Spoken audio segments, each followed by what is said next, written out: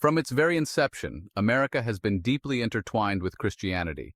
The early settlers, many of whom were fleeing religious persecution in Europe, brought with them a fervent desire to practice their faith freely. This desire for religious freedom became a cornerstone of the new nation. The Founding Fathers, though diverse in their personal beliefs, established a nation where religious freedom was paramount.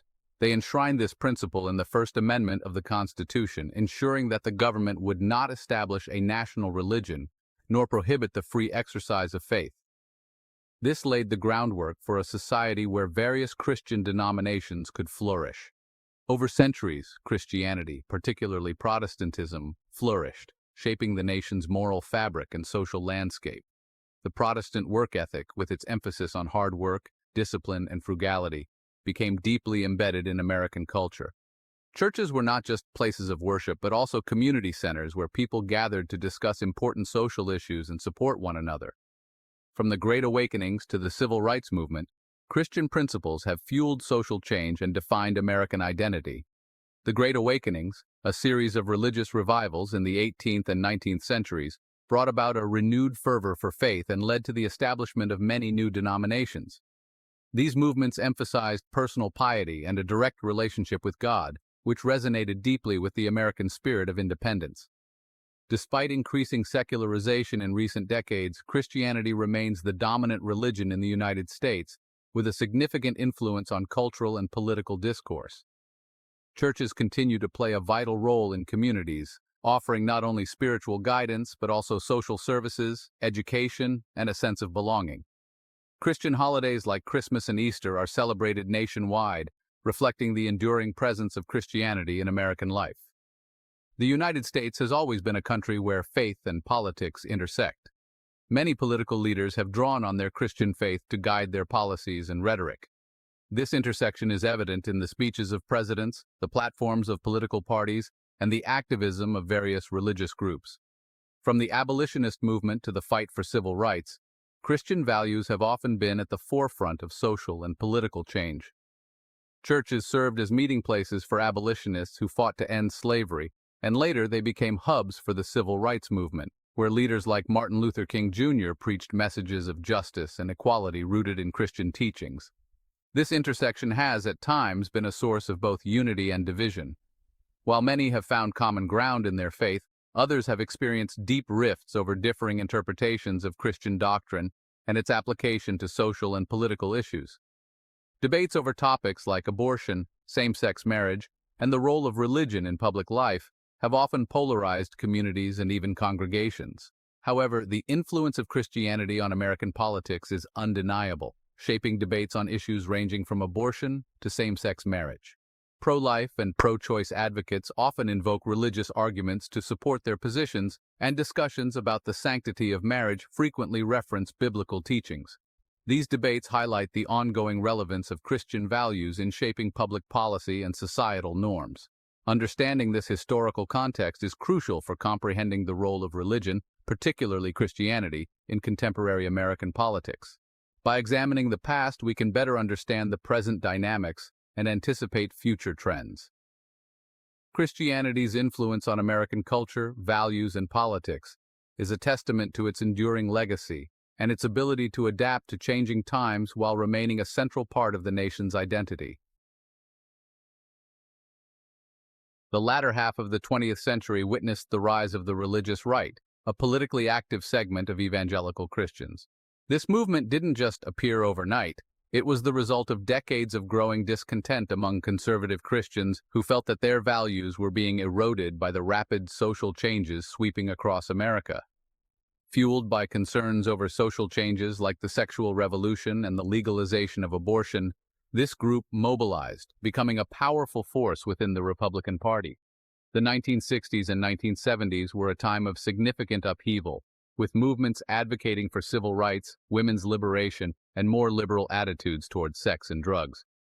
For many evangelical Christians, these changes represented a moral decline that needed to be countered.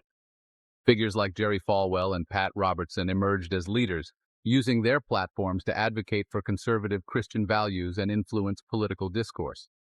Falwell's Moral Majority and Robertson's Christian Coalition became household names, rallying millions of Americans to the cause. These leaders were not just preachers, they were skilled communicators who understood the power of media, particularly television, to reach and mobilize a broad audience. The religious right played a pivotal role in the election of Ronald Reagan, marking a turning point in the relationship between evangelical Christianity and the Republican Party.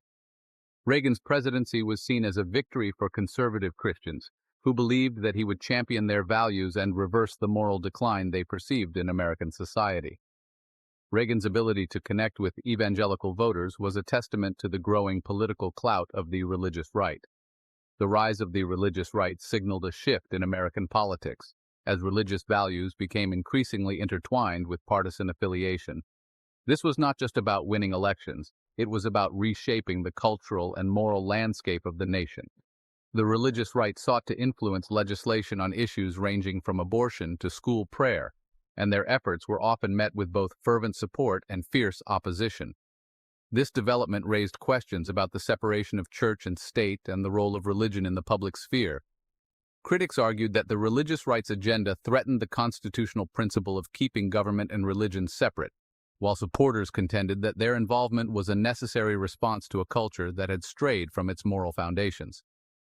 The religious right's influence extended beyond electoral politics, shaping debates on education, family values, and social welfare policies.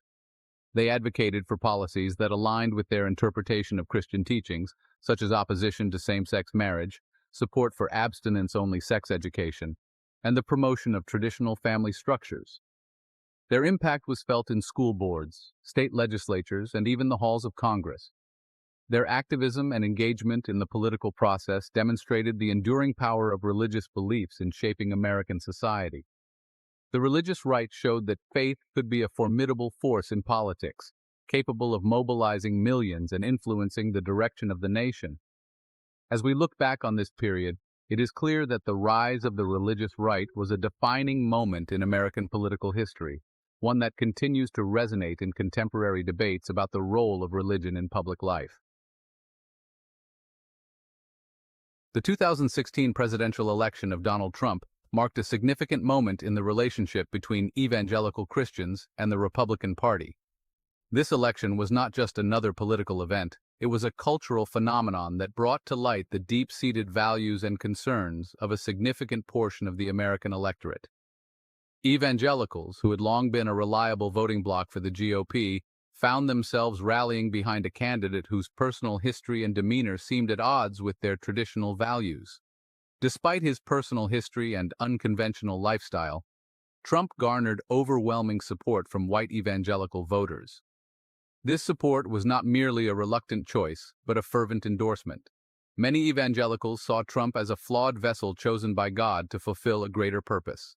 His promises to appoint conservative judges, defend religious freedoms, and oppose abortion were seen as critical to their cause. The enthusiasm was palpable at rallies, where chants of "Make America Great Again" echoed alongside prayers and hymns. This alliance, seemingly paradoxical to some, highlighted the evolving priorities of the religious right.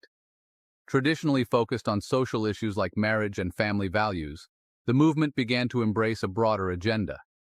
Economic concerns, national security, and a sense of cultural displacement became central themes. Evangelical leaders spoke passionately about the need for a strong leader who could navigate these turbulent times and restore a sense of order and prosperity. While social issues remained important, economic anxieties and a desire for a strong leader who promised to restore America's greatness resonated deeply with this demographic. The economic downturns and the perceived erosion of traditional American values created a fertile ground for Trump's message. His rhetoric about bringing jobs back, securing borders, and standing up to global adversaries struck a chord with many who felt left behind by the political establishment. Trump's victory raised questions about the future of the religious right and its influence within the Republican Party. Would this alliance endure beyond his presidency? Could the movement maintain its identity while aligning with a figure as polarizing as Trump? These questions sparked intense debates among political analysts and within the evangelical community itself. Some saw this as a moment of reckoning, a chance to redefine their role in American politics. Some argued that the alliance was transactional, with evangelicals willing to overlook Trump's personal shortcomings in exchange for policy victories on issues like abortion and religious freedom. This pragmatic approach was seen as a necessary compromise in a political landscape where perfect candidates are rare. The appointment of conservative judges, the defunding of Planned Parenthood, and the defense of religious liberties were tangible wins that justified their support. Others saw it as a sign of a deeper cultural alignment, with Trump's populist message resonating with the anxieties and frustrations of a segment of the population that felt increasingly marginalized in a rapidly changing society. The sense of alienation from mainstream culture, the fear of losing religious freedoms, and the desire for a return to traditional values created a powerful bond between Trump and his evangelical supporters. This cultural alignment went beyond mere politics.